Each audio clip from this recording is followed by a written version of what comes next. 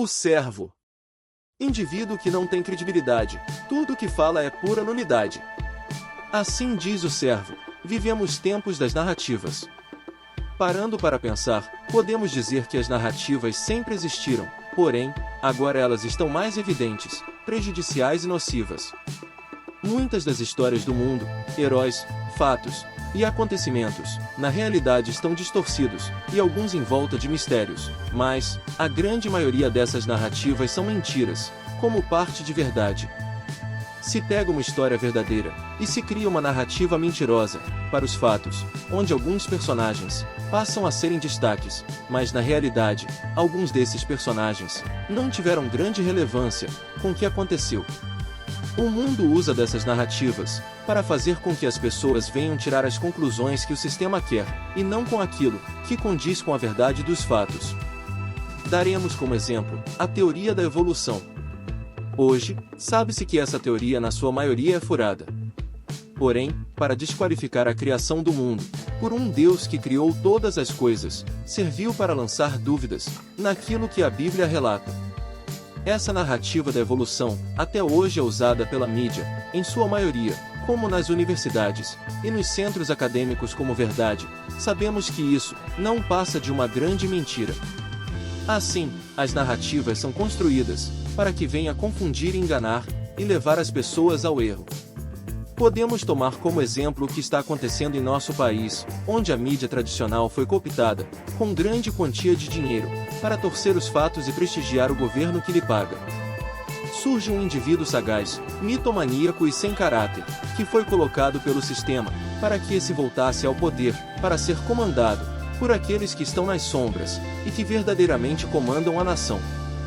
Com um discurso populista, enxertado de mentiras e falsas promessas, com narrativas construídas pela mente de indivíduos mal intencionados, com o objetivo de enganar o povo.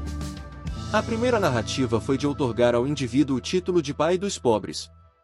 Isso soava nos ouvidos dos incautos como algo agradável, e muitos acreditaram.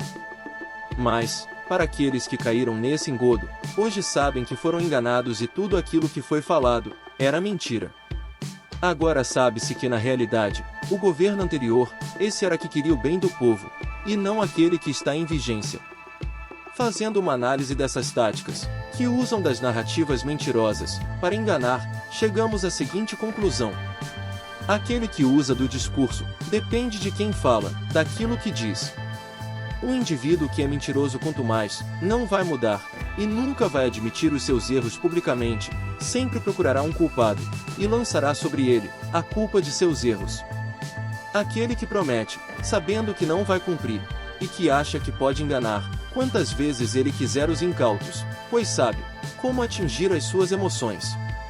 Não subestime o medíocre, quando este chega ao poder, pois este sempre está cercado de indivíduos, que orientarão o que ele deve fazer, para se manter no poder, usará de meios ilícitos, e até violentos para intimidar.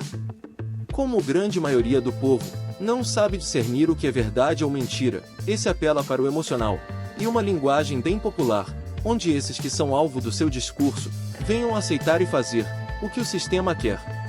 É muito comum, ou quase sempre acontece, quando estes se encontram em uma situação complicada, para desviar a atenção, começam a acusar os outros daquilo que eles são e de toda maneira fazer que o foco sobre eles seja desviado. As velhas táticas e as velhas narrativas, que antes estavam dando certo, agora, com acesso ao conhecimento de uma grande parte da população, está ficando difícil de enganar, mentir e ludibriar. Aqueles que permanecem nas mesmas práticas ultrapassadas, precisam entender que esse discurso fajuto não tem credibilidade alguma. Mentir, enganar, e de criticar os outros, e acusar os outros daquilo que eles são, não vai mudar coisa alguma, pois aqueles que estão falando não possuem credibilidade alguma. É preciso que o povo aprenda a não confiar naqueles que comumente fazem promessas vazias, mas que não têm nenhuma intenção de cumpri-la. Porque as pessoas que antes acreditaram neles, deixaram de serem ingênuas, e se cansaram de serem enganadas, pelas mesmas ladainhas, que não cola mais. A credibilidade está relacionada com a verdade, com o caráter, e a ética daquele que fala. Jesus quando ensinava com quem tem autoridade e não como os escribas. Isso era notado pelo povo que ouvia, pois Jesus era verdadeiro quando falava, e autêntico no que dizia.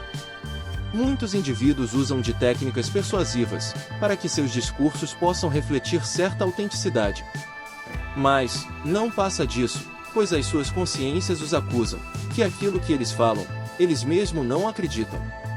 A palavra de Deus é o antídoto contra toda narrativa mentirosa do mundo, por isso, procuram desacreditá-la ou mesmo torná-la proibida. O apóstolo Paulo fez o seguinte questionamento: como, porém, invocarão aquele em quem não creram? E como crerão naquele de quem nada ouviram? E como ouvirão se não há quem pregue? E como pregarão, se não foram enviados? Como então invocarão o nome do Senhor, aqueles que não conhecem o Senhor? Como poderão serem salvos, se desconhecem quem é Jesus? Por isso a Igreja dos Eleitos precisa agir, para que a proclamação do Evangelho do Reino seja feita para que todos possam conhecer que Deus amou o mundo de tal maneira, que deu o seu Filho unigênito para todo que nele crer, seja salvo. Shalom plena. Maranata. Vem Senhor Jesus.